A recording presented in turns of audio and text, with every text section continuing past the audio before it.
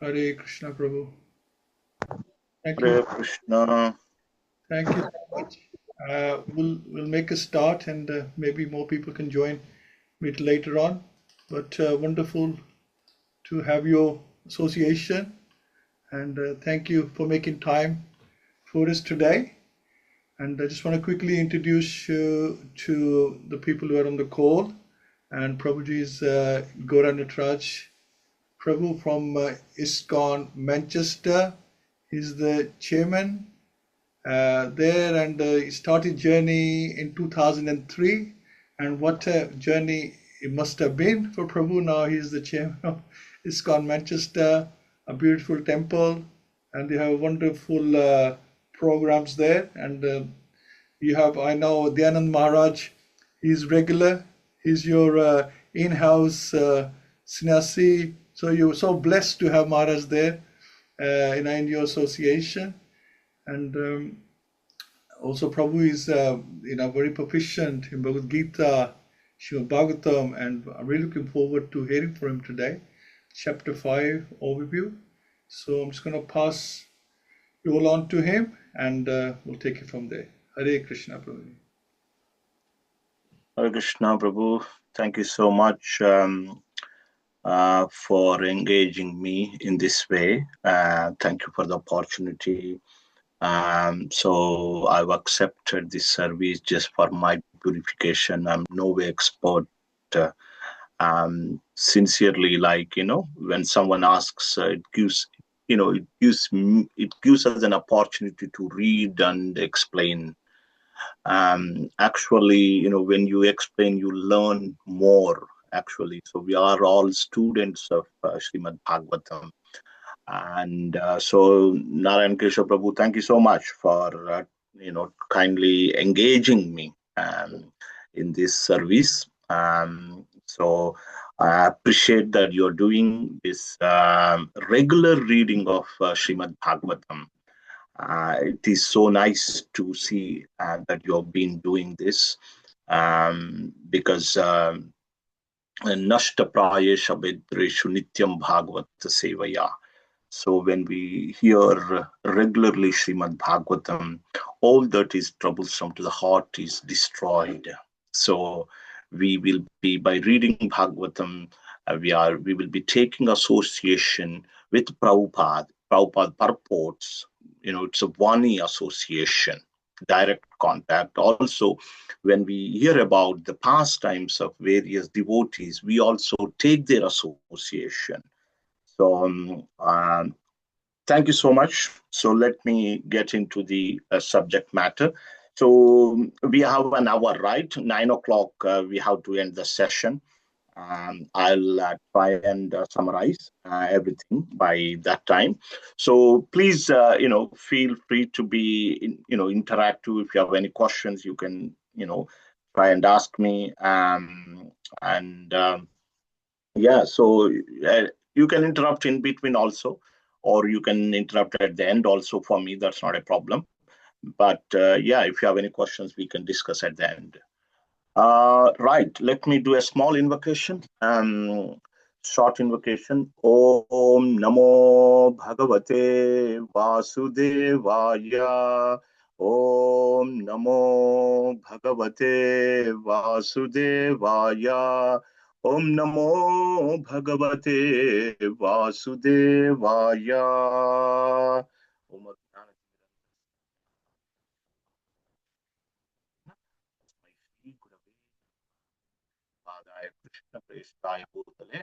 Śrīmad-Bhaktivedanta Swami Namine Namaste Saraswati Deve Gauravani Pracharine Nirvishesha Shunyavadi Pachatya Deshatarine Jai Shri Krishna Chaitanya Prabhu Nityananda Shri Advaita Gadadhara Shivasadi Shri Gaura Bhakta Vrinda Ki Jai. Hare Krishna Krishna Krishna Hare Hare Hare Rama Rama Rama Hare Hare.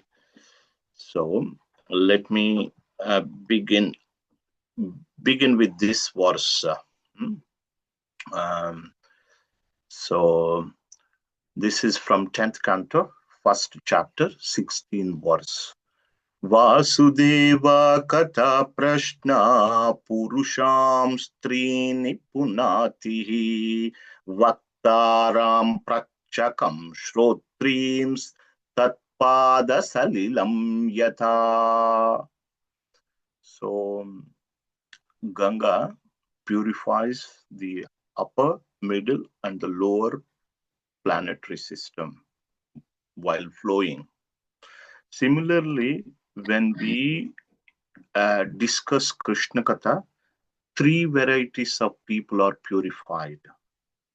The person who asks, in this case, Narayan Keshav Prabhu, he asked me, and the person who speaks, that's myself, and those who hear Krishna Katha, all of you, will be purified. So this is, as I mentioned, I've accepted for my purification. I'm no expert. Okay, so that's done. And so how does this fifth chapter begins? Fifth chapter is entitled this Narada's instructions on Śrīmad-Bhāgavatam for Vyasdev. But if we go back to the first chapter, in the first chapter, sages have asked 6 questions. All of you know very well.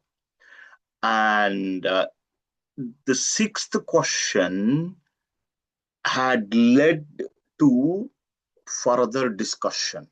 The 6th question was this. In the first chapter, 6th question was this. This is Bhuri Yogeshware Krishne Brahmanye Dharmavarmani Swamkashta Naduno Pete Dharmaha Kam Sharanam Gata. This was the 6th question asked by the sages. Suta Goswami, where did Dharma, take shelter after the departure of Krishna to his own abode?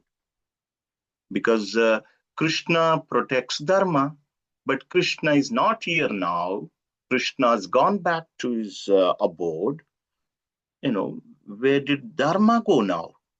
The religion. So that is the question, 6th question.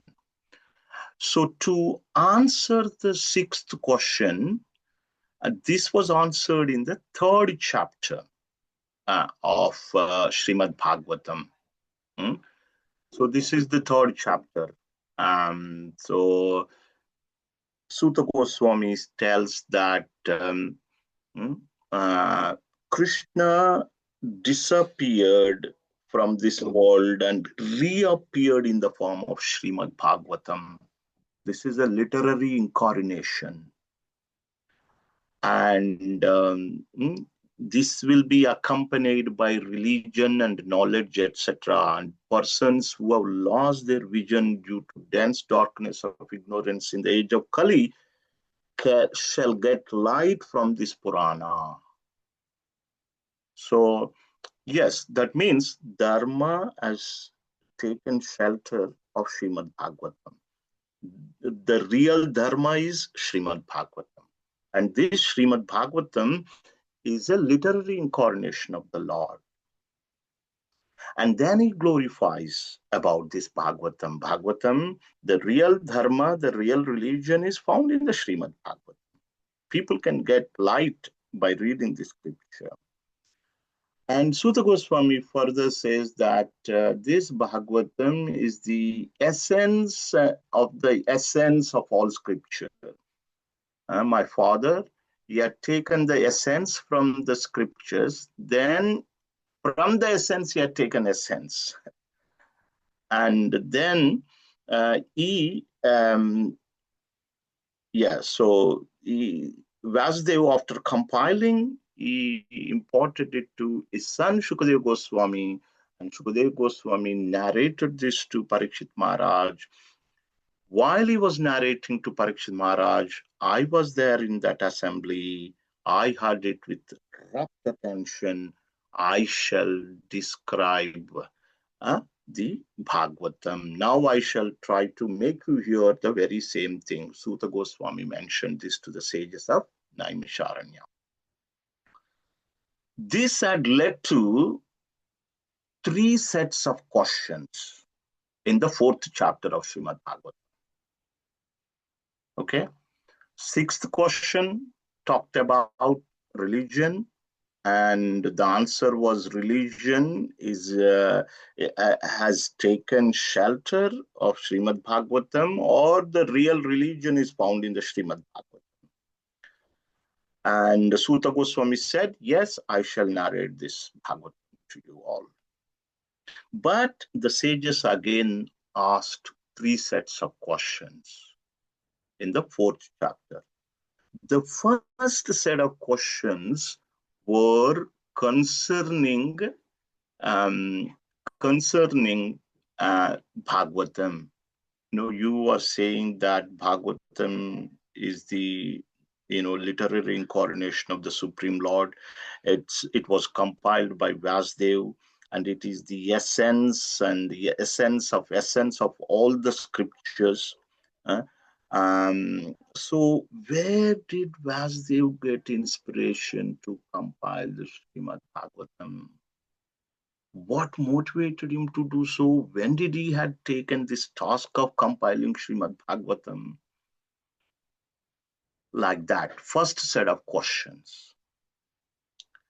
And so that first set of questions about Vasudev, about Śrīmad-Bhāgavatam. So Suta Goswami started explaining. I'm not going to go and discuss the other 2 sets of questions. But I'm only touching here about the first set of questions about Śrīmad-Bhāgavatam and Vasudev. How did he get inspiration? Where did he get inspiration to compile Bhagavatam? History. They wanted to know. So to answer the first set of questions, Suta Goswami describes that Vasudev, for the benefit of people in general, he had divided one Veda into 4 Vedas. Initially, these were not in the written form.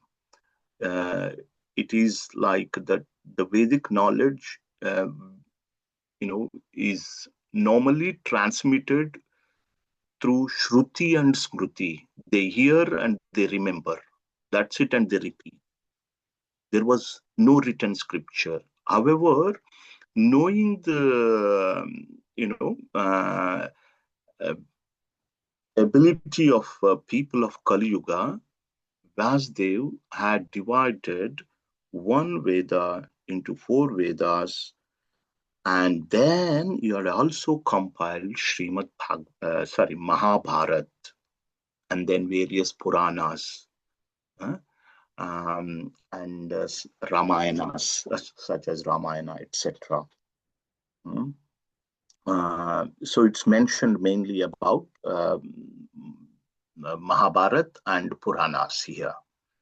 But after compiling, after dividing one Veda into 4 Vedas and compiling Mahabharata, compiling various Puranas, he was not satisfied. He was not satisfied. So that's the message. So, and why he was not satisfied? He was thinking, why did he do this task? Out of compassion for people in general. The great people take pain for the benefit of common people.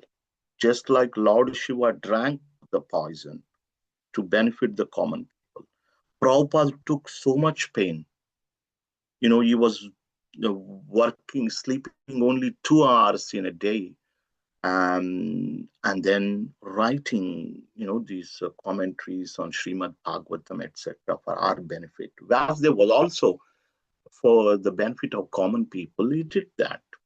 But however, he was not satisfied.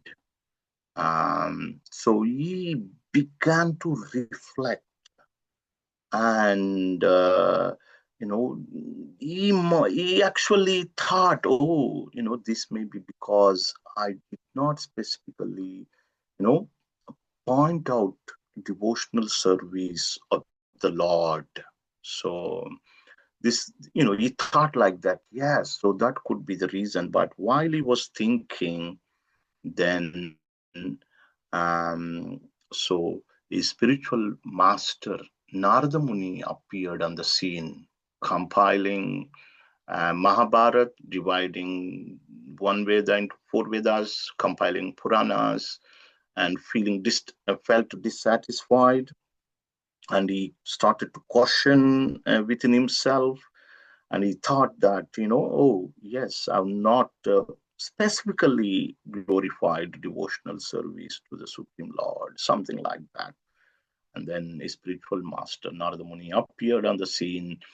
Vasudev offers respect and offers him a seat. Then the present chapter we come to. Is that flow okay so far? Any feedback? Is this way of explaining okay? Perfect, Prabhu. Thank you so much. It's very good. Thank you. Yeah. Okay, so now we come into, so I've given the background, how we came to this chapter. So Narada Muni was nicely seated. And our Vasudev was sitting there with him.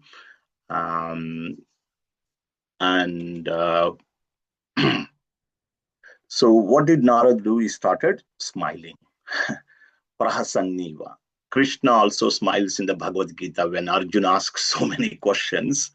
In the second chapter, we see Prahasanniva Bharata. So smiling mildly. So that means they know the answer. They know the root cause. So here also our Narada Muni was smiling. So that means he knows the root cause of Vasudev dissatisfaction. And then, so Narada Muni first he tells, what did he say? So he glorifies Vasudev works. You have compiled Mahabharata, wonderful, great literature. And you also compiled Vedanta Sutra. So where you elaborately describe the subject matter of impersonal Brahman.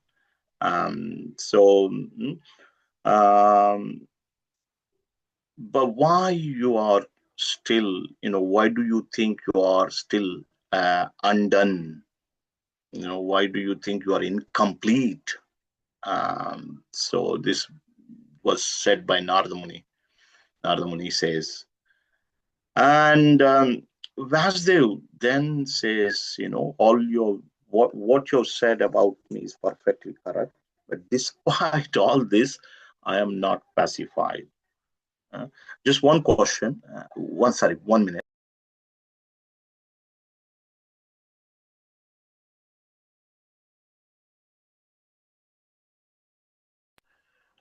So, and then Vasudev requests Narada Muni to find out the root cause for his dissatisfaction, because he says, you worship the Supreme Lord, and you are a great sage, so you travel all over the world. You are like sun, which can go everywhere, and like a wind penetrate everywhere, every place. So you know everything. So please kindly find out the root cause for my dissatisfaction.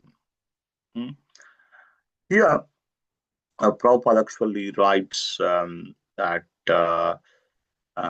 one should approach a pure devotee or a spiritual leader to find out the root cause for one's misery. And this is the way, submissively inquiring. We also learn from Bhagavad-Gita, Vyasadeva, submissively inquiring from the spiritual master. So this inquiry is must. When we have questions also, queries also, we can do pariprashna. This is called pariprashna, submissive inquiry, not challenging way. Inquiry in a challenging way, submissive, in a submissive way. Krishna says also in the Bhagavad-Gita, tadvidhi pranipatena pariprashnena sevaya. Pariprashnena sevaya upadekshanti te jnanam jnaninas tattvadarshanaha. One should approach a bona fide spiritual teacher and make submissive inquiry, render service, like that, and they will impart the knowledge onto us. And even Krishna had a spiritual master. He did this. And even Chaitanya Mahaprabhu also had a spiritual master. And they did the same, right? Okay, so, and what did Narad say? So Narad then answers this.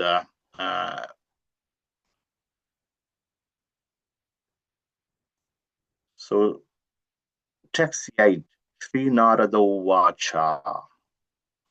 Bhavatánudita prayam yasho bhagavato malam yenaivasau na tusheta manyeta darshanam kilam. So Narada Muni is now giving diagnosis. Vyasadeva is like a patient and Narada Muni is like a doctor. And Narada Muni giving the proper diagnosis of the root cause for dissatisfaction of Vyasadeva dissatisfaction. So there are two problems with Vyasadeva. Narada's diagnosis, two defects. Number one is insufficient glorification of the Lord. You have not sufficiently described the Lord's spotless glories. Philosophy that does not satisfy the Lord's senses is worthless. Number one is not sufficient glorification. Although he had compiled so much Vedic literature, he had not sufficiently glorified, described the Lord's activities. He touched base here and there, but not exclusively. That's one problem. Second defect was that he overemphasized on the Purusharthas, the four Purusharthas, Dharma, Artha, Kama, Moksha. So one execute devotional acts with activities to get Artha, some money. But when they get some Artha, some money, then they try and fulfill the desires. When they are fulfilled, then they try and look for liberation. Bhagavatam actually rejects this kind of religion. It says, Bhagavatam says that it is cheating religion. Dharma projita kaitavotra paramo nirmatsaranam satam. So he had overemphasis was given to these four Purusharthas. So these are the two defects. And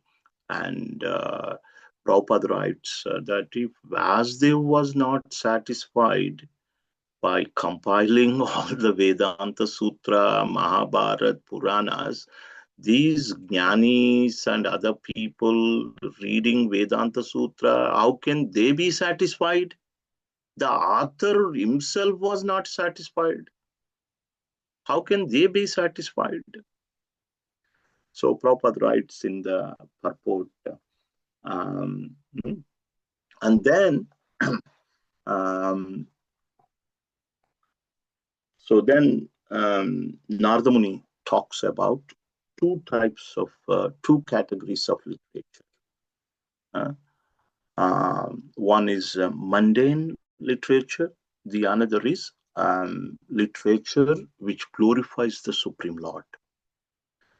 The mundane literature is not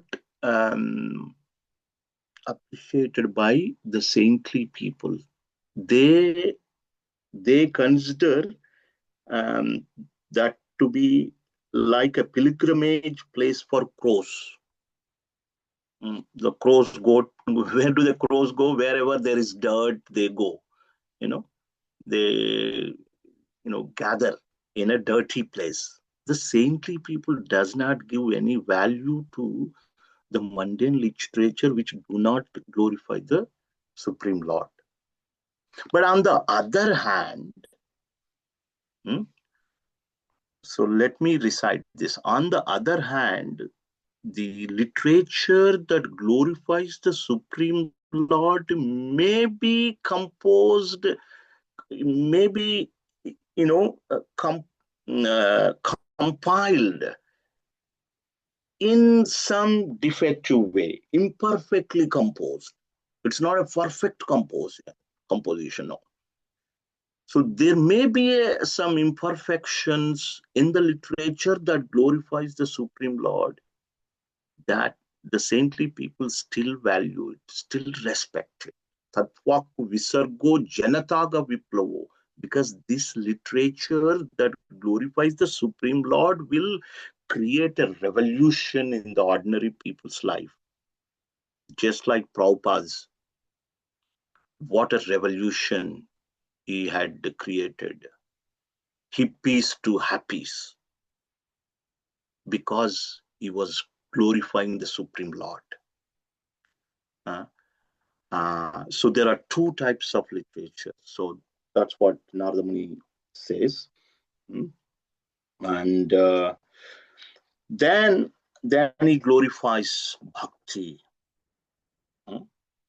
So I mentioned even Vedic literatures are condemned if devoid of bhakti. So that is an important point. So bhakti is the only valuable asset. Bhakti is the only valuable asset. So Vasudev was not satisfied with other things. So, but other people who, who read the scriptures and try to gain some knowledge, how can they be satisfied? So there is one important verse here. Naishkarmyam apyachyuta bhava varjitam. This is text 12. So this knowledge of self-realization, and though free from material affinity, does not look well if it is devoid of bhakti. I will explain this. Okay. Some people are extremely detached and they are very knowledgeable. They are not materially inclined. However, they do not have bhakti. If they do not have bhakti, that is useless. Even though you are detached from the material things and knowledgeable in Vedic literature, it is considered worthless if it is devoid of bhakti, achyuta bhava varchitam. This is a very important point. Some people are extremely detached, but no bhakti, useless. Krishna says, what does Krishna, in the Bhagavatam, there is a statement that muktim dadati karichit smana bhakti yogam. It is said that Krishna gives mukti, liberation. Muktim dadati karichit. Whenever, he can give mukti, liberation easily. Smana bhakti yogam. He does not give or award bhakti to a person easily. He gives, but selected people, because bhakti controls Krishna, just like Mother Yashoda controlled Krishna. That's why Prabhupada said, these jnanis, impersonalists, they want to become God. But God is controlled by a devotee. Better become a devotee. So that is the glory of bhakti. And so this is how he glorifies.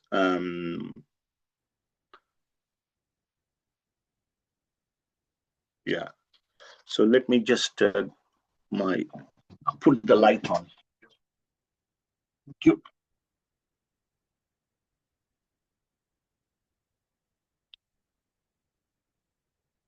So he says briefly here, Vasudev, you are a very qualified person. Please, you can think of the Lord's pastimes in trance, and elaborate those pastimes for people in general.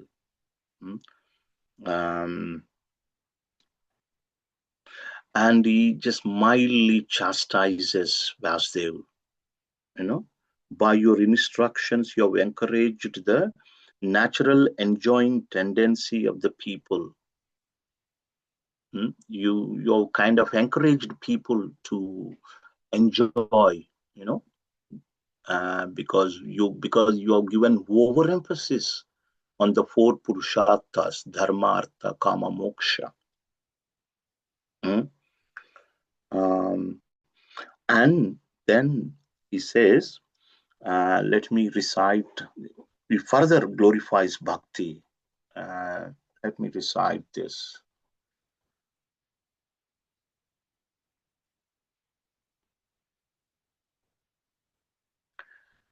Tyaktva swadharmam charanambujam marer bhajannapakvota pate tato yadhi yatra kvava bhadram bhutamushakim ko varto apta bhajatam swadharmataha.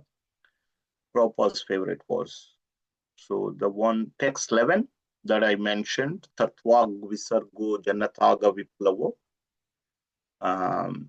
that highlights the importance of Vedic literature, which glorifies the Supreme Lord, even though it is imperfectly composed. It is accepted. It is appreciated by the saintly people. That's text 11. Prabhupada often quoted that verse. And text 17, this verse, Prabhupada also often quoted. This verse, basically it says, no loss in devotion, even one falls down. If a person gives up occupational duties and engages in bhakti, even if he happens to fall down in an immature stage, there is no danger of his being unsuccessful. On the other hand, a non-devotee, though perfect in executing his dharma, does not gain anything. Material success does not give us anything. Spiritual, even if we fail in spirituality, if you are not successful, there is no loss, no gain in the material life, and there is no loss in the spiritual life. No loss at all, even if you are not successful. Even if you are successful materially, no gain, because it only gives punarapi jananam, punarapi maranam, punarapi janani jatareshayanam, repeated birth and repeated death. repeatedly entering into the womb of a mother. That's what it gives. Even if one is successful in materially, no use. So Prabhupada, in this verse, in that purport to that verse, he gives 3 examples of devotees who had, who could not complete their devotion, but later became successful. Can anybody mention these 3 examples? There was Ajamil, Ajamil, Bharat, Bharat, Chitraketu. Chitraketu. Okay, Chitraketu. Yes, and Gajendra. Yes, Gajendra. Yeah. Gajendra. So Ajamil, yes. So he could not complete, but later. But initially he was very, very inclined to studying the spiritual literature, Vedic literature, and he then somehow or other got distracted. But at the end, he uttered the name of Narayan. Then he was given a second chance. Bharat Maharaj became deer. Even in the body of deer, he was conscious of devotion. He was very regretful. He was still practicing devotion. No loss, Neha Vikramanashosti Pratyavayo na vidyate swalpamapyasya dharmasya trayate mahato bhayat. In this endeavor, there is no loss or diminution. Even if a little advancement, on this path will protect one from greatest type of fear. In the body of deer also, he practiced devotion, and then he became Jadabharat. After Jadabharat, he went back to Godhead. In the body of Jadabharat, he gave association to King Rahugana. And Gajendra also, he could remember a prayer that he was practicing in his previous life at the time of danger, when he was in danger. And he just remembered that prayer. And he offered that prayer. And Hari came there on riding Garuda and delivered Gajendra like this. So bhakti is so glorious. So this is like, better to endeavor for the rarest. Don't go for cheap things. Don't go for cheap things. Bilvamangal Thakur had mentioned the Mukti ladies, the ladies that award Mukti liberation, they are begging at my doorstep. Bilvamangal Thakur, we will give you liberation, please come. But Bilvamangal Thakur was rejecting that. So go for the rarest. This bhakti is the rarest. Brahmanda Brahmite Kona Bhagyavan Jiva Guru Krishna Prasade Paya Bhakti Lata Bija. In this Brahmanda, someone is very, very fortunate to be connected to spiritual master who is in line of Bhakti Sampradaya. They can give you Bhakti Lata Bij, the seed of devotion. We are also very fortunate to be connected to Srila Prabhupada movement.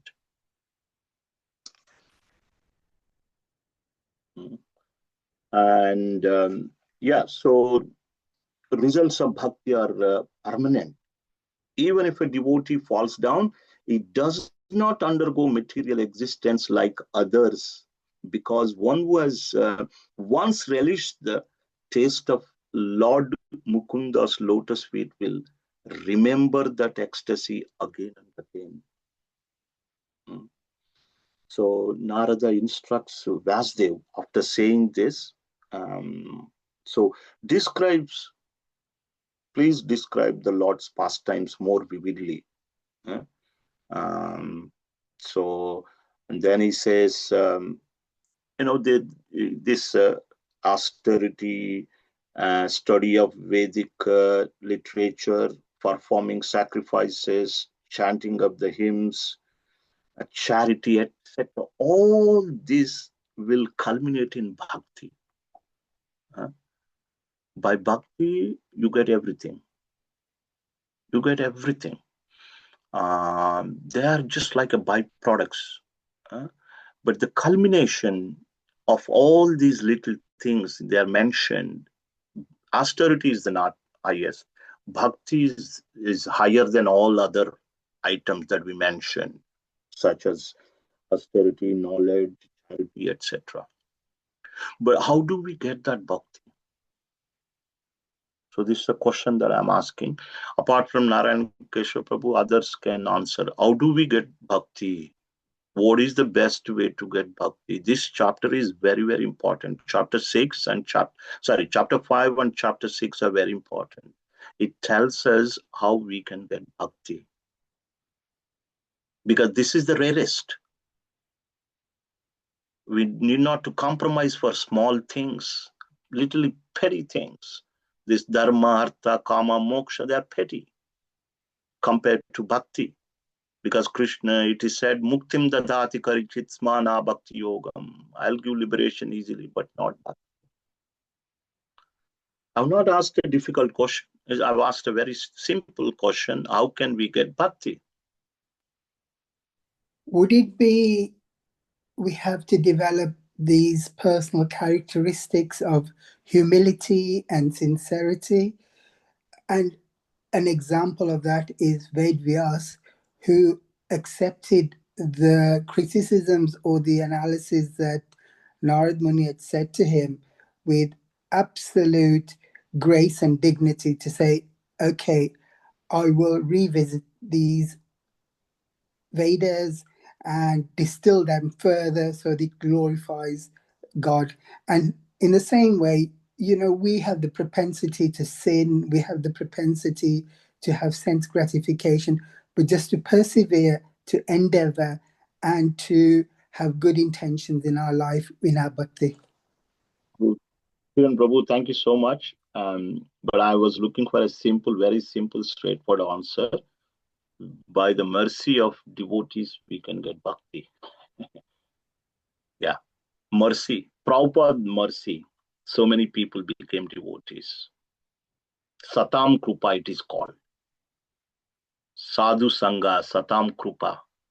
The mercy of the pure devotees. So that's why association of saintly people, has been highlighted throughout our scriptures, right? Sadhu Sangha is very important. Whenever some exalted devotee comes, we go and take association. That is very, very important. Satam Krupa, Sadhu's mercy of the devotees is very important. So to highlight that, Narada Muni tells his own story to Vasudev. He tells in the previous millennium, that means previous day of Brahma. Previous day of Brahma, he was son of maid servant and engaged in the service of Bhaktivedantas. We are also trying to engage in the service of Bhaktivedanta Swami Srila Prabhupada. We also have Bhaktivedanta. Narada Muni had Bhaktivedantas during the 4 months of Chaturmasya, rainy season and autumn season. So, son of maid servant and engaged in the service, menial service of these saintly people, Bhaktivedantas. And before that, Narada Muni actually, before becoming a son of maid servant, he was a Gandharva. That is given in the 7th canto of Śrīmad-Bhāgavatam. And unfortunately, he was invited for a Sankirtan party, but he had committed some offense there. he was surrounded by women, and he did not fully focus on glorification of the Lord. That's why the sages cursed him to become a son of maidservant. So that's how he became son of maidservant. So we all know that. So they bestowed their mercy on me because we were serving them. Thus, although I was a boy, I developed sense control, gave up childish sports, became obedient, and was not naughty or talkative. So then he says, once I took their remnants with their permission, and all my sins were eradicated, having developed an inclination for bhakti, being pure in heart, I inevitably developed a taste for hearing and chanting. So this is what happens. First is sadhu seva, service to saintly people, and the mercy comes. How does the mercy comes? Yes, when we serve Prabhupada, when we serve a saintly person. So he developed a taste for hearing and chanting. He heard them attentively when they were lecturing every day. And he developed ruchi. There are stages, sadhana bhakti, adau shraddha, beginning from faith to prema. Initially there is a little faith, adau shraddha, tatau sadhu sangha. Then we associate with saintly people. Then adau shraddha, tatau sadhu sangha. Then bhajana kriya, we engage in devotional service. Then anartha nivrutti, all that is troublesome to the heart is destroyed. Then there is a progressive stage, nishtha, richi, asakti. Then there is prema, bhava, and then prema, love of Godhead. All these stages have been manifested in Narada Muni as a son of maidservant because of Satam Krupa, mercy of devotees.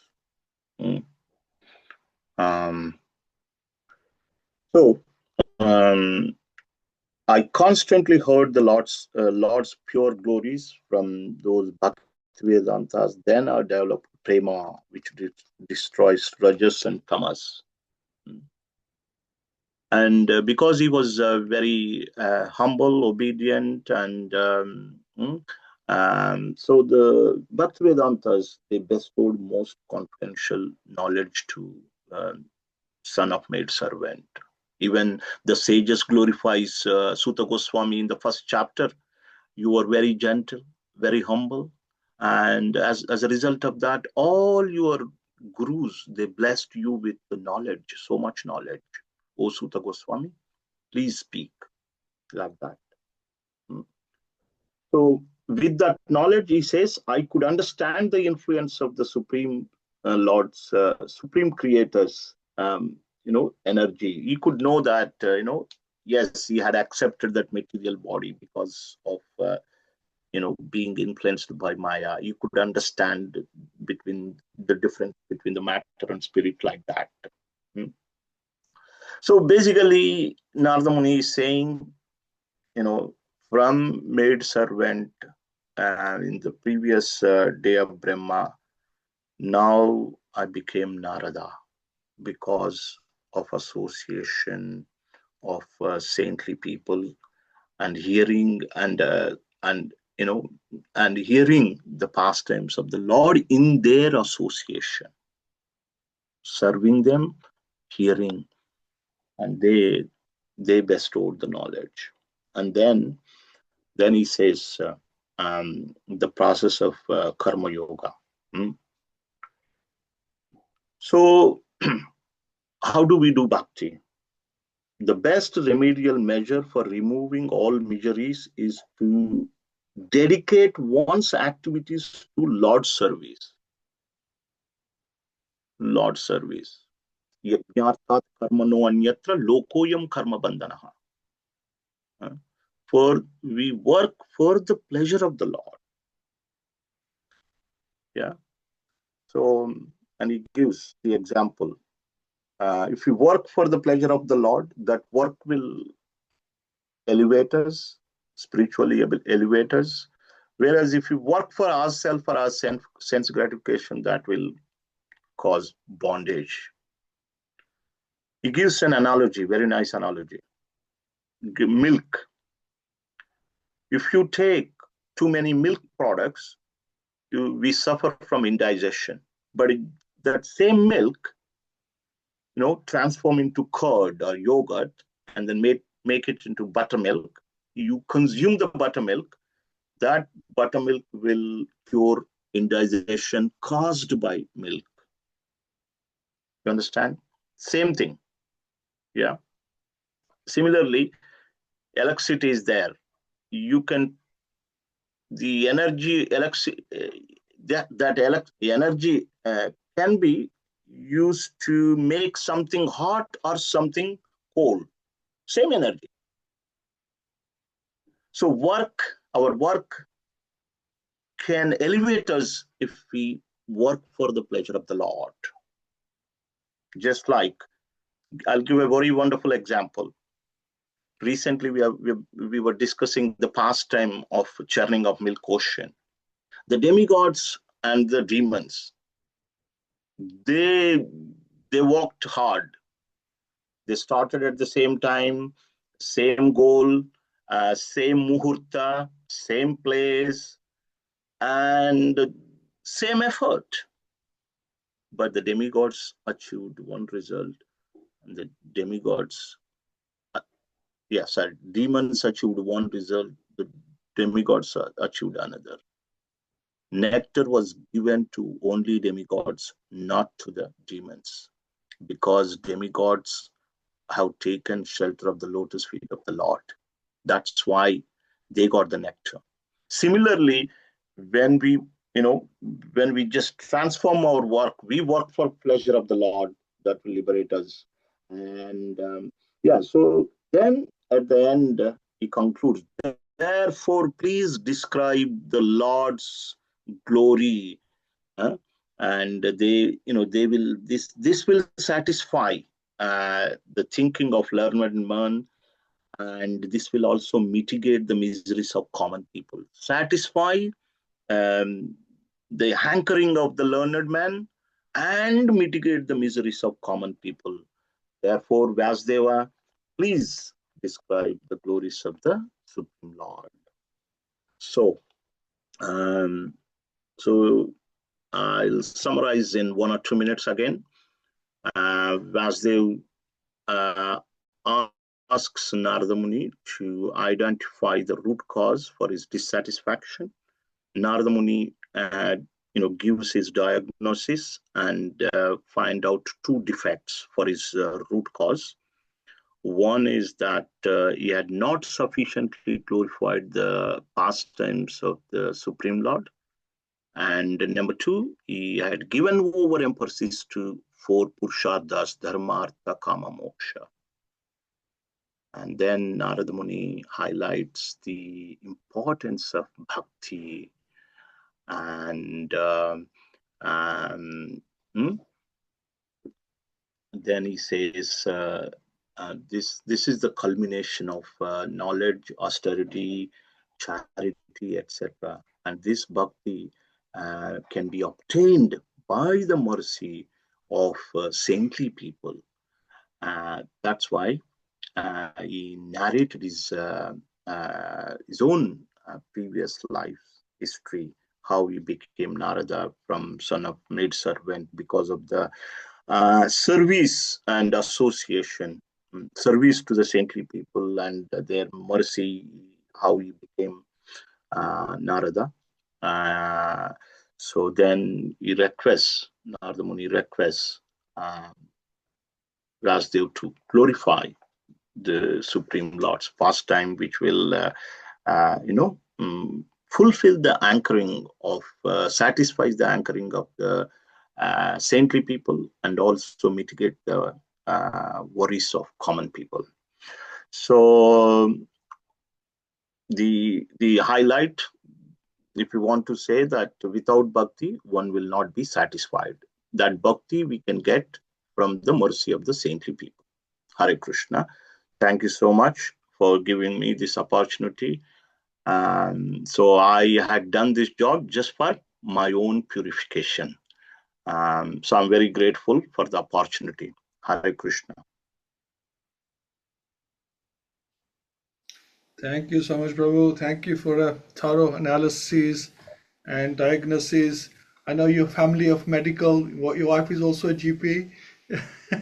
So you know how to diagnose things. And in this case, like you mentioned, that you can use your work in the service of Krishna, and you're doing that, you're diagnosing and dissecting each part and explaining to us, how this chapter 5 came about, and what he's trying to tell us. So yeah, very beautifully, and really appreciate that. And yeah, you mentioned about Narada Muni. I feel that I mean, since reading Śrīmad-Bhāgavatam, we've done 5 chapters, and we appreciate Srila Prabhupada so much, we appreciate Krishna so much, and we appreciate Narada Muni, because Narada Muni represents the common man. He's the hero of the common man, right? Because he's proved that I was down.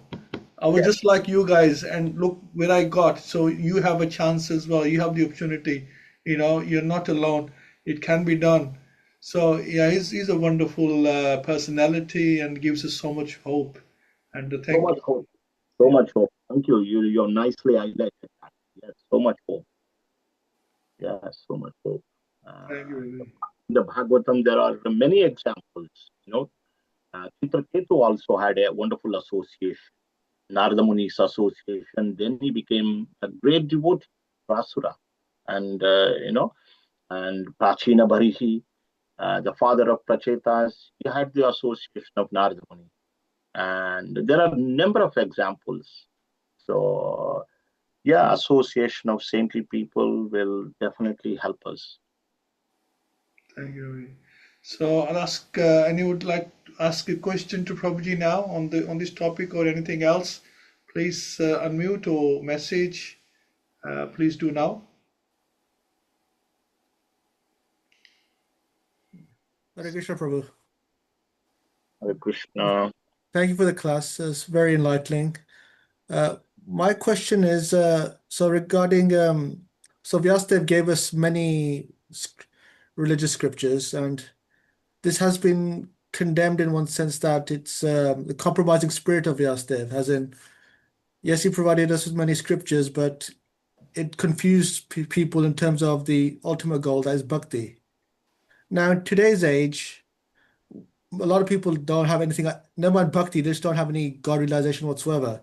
So for today's people, is it good that we have all these, like Mahabharata and other Vedas, at least other Vedic scriptures available?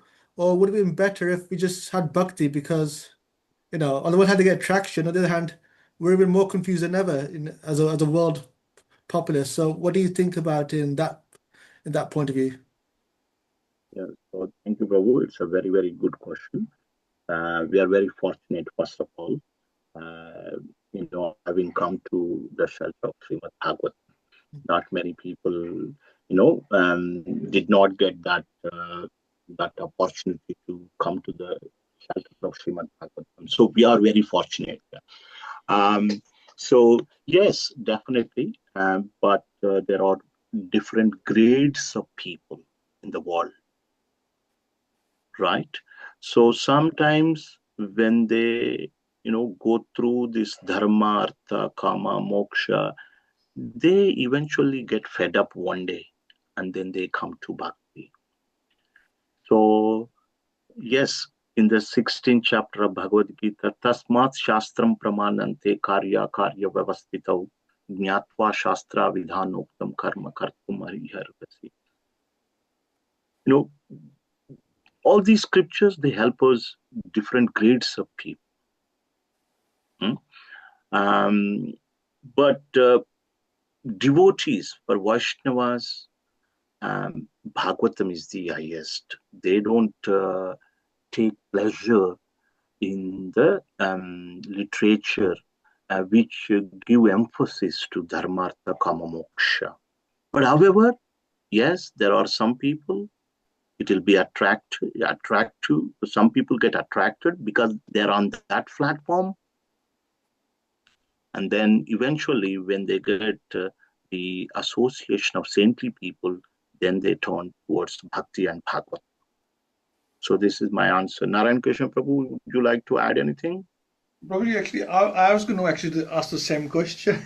I was going to say that although Narad Muni, he rejected partly at least the Vedas because he said that you already, you enticing people into fruity activity and they're already submerged in it. And then now we have like Chaturvedis and Trivedis, and so still a weight is given to the Vedas still. And I was just going to say this to yourselves, probably, that why, if it was like rejected by Narad Muni, why are the Vedas still so seen as so important? So very similar to what Jai Prabhu is. Yes, so that's why it's Prabhu Vedic. My understanding is this, as I mentioned, because of being influenced by three modes of material nature, different people are at a different level and with a different consciousness. And they need something lower. Then only they get attracted. So even Krishna, Krishna would have given one verse, Dharma Dharman Parityajya Mamekam Sharanam Vraja. But he had described all other yoga systems in the Bhagavad-Gita. Sometimes we have to give comparison. Sure. And different people get attracted to different things. And also, you give different things and you are telling this is the best, this is the highest. Isn't it? Absolutely. It's the only way you have to compare. You can choose. If you don't have the higher taste, some people, yes, they get attracted. And eventually, maybe, I don't know, maybe ultimately they need the mercy of Satam, means saintly people.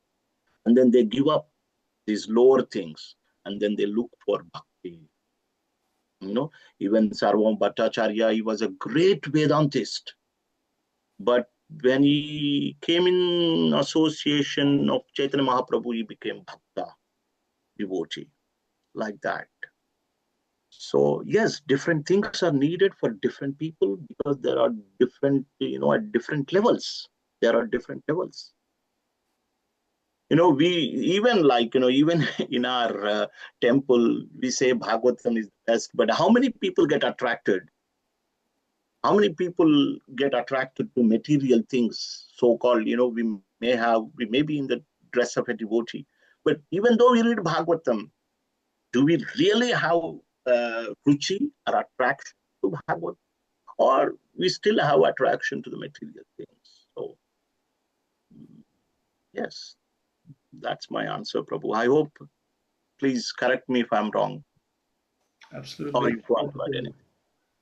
Anybody else? Kiran Prabhu, Pundakaksh Prabhu, would you like to ask a question? Ajay Prabhu, is that okay?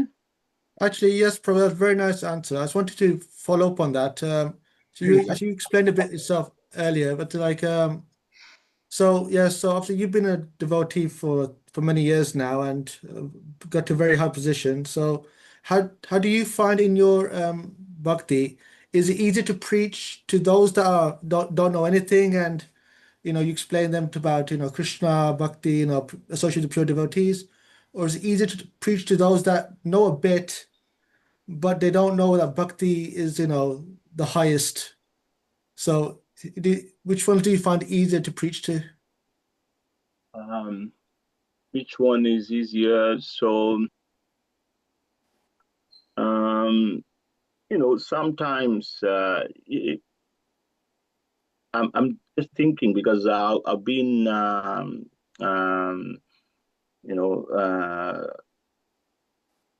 I've been working with one particular group for 13 years.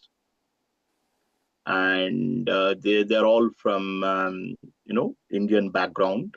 They know about a little bit about Bhagavad-Gita, Mahabharata, etc. But they took 13 years to come to Śrīmad-Bhāgavatam. Now they are enjoying Bhagavatam. So it is, yes, ultimately, it also depends on our purity. So if you're more pure, like Prabhupada could transform the lives of many other people. Yeah, so it depends on our purity as well. But yes, sometimes, because if there is a white paper, you can write what you want. But if there is a newspaper, you can't write on that, because they have ideas. Their minds are set. That's why many times it is advised that pick up young people, like students. They're very fresh, like that. So both ways, Prabhu. So, but yeah, that was my answer. Okay. Yeah. No problem. Thank you, Prabhu. Thank you, Prabhu, for your enthusiastic question. Thank you so much. You are, yeah. Just very quickly. Okay. Yeah, I mean, we have very, very good people in the group. For some reason, they don't ask questions. No, but I think this is a very straightforward chapter. Yeah. It's not complicated. So it's very, very. Prabhu, I wanted to quickly ask you a question. You mentioned Narad Muni in his previous life. He got mercy, you mentioned, and he got association, and then he got obviously mercy from the association.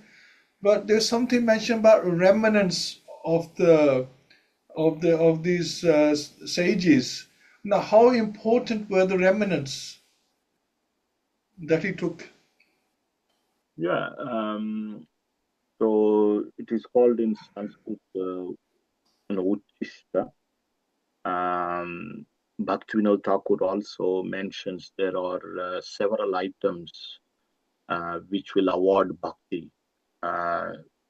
Bhakta Dhuli, the lotus feet of the pure devotee, the dust of the lotus feet of pure devotee, association of pure devotee, and Uchishta, the remnants, will also purify.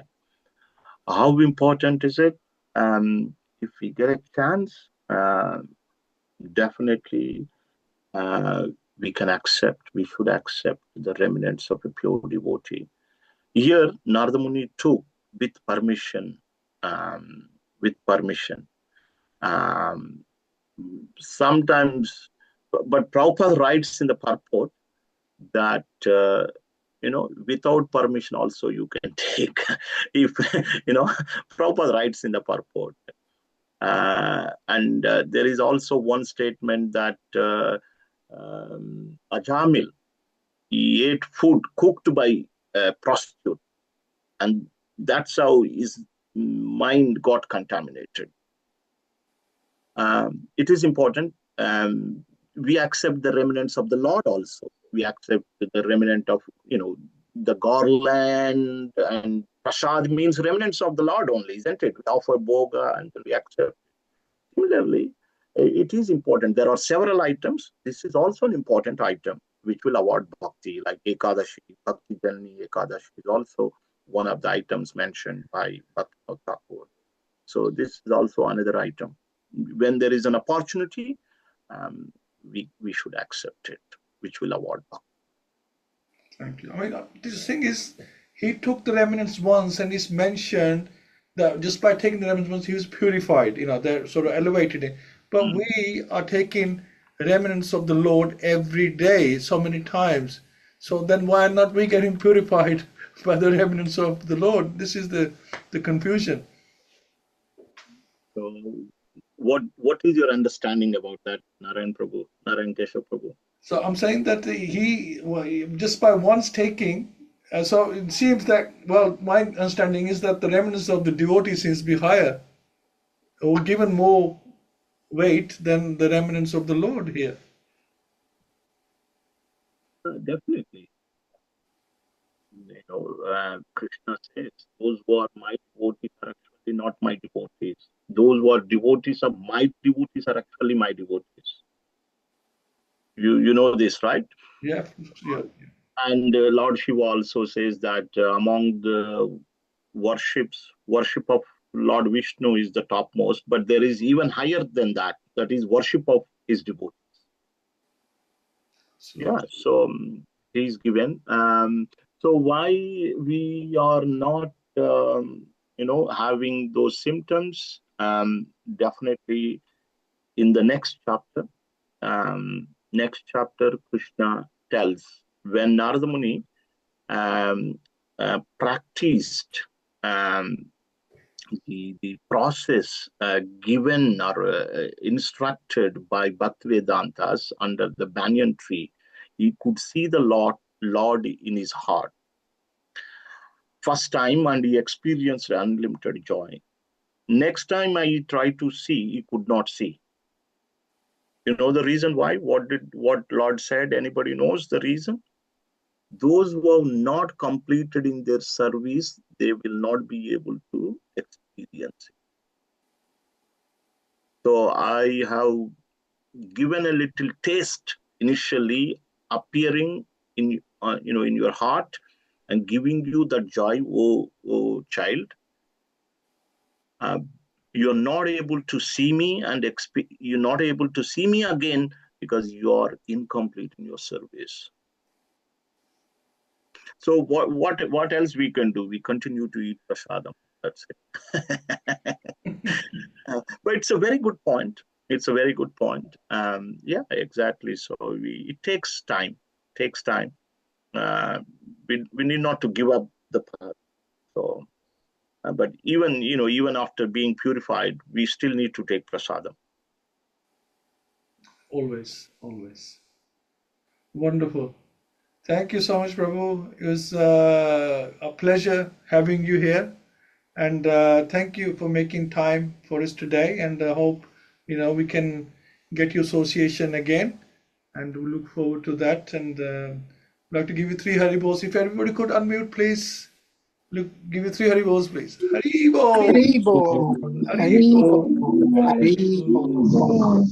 This is the Iskcon Birmingham special gift. 3 special Haribols.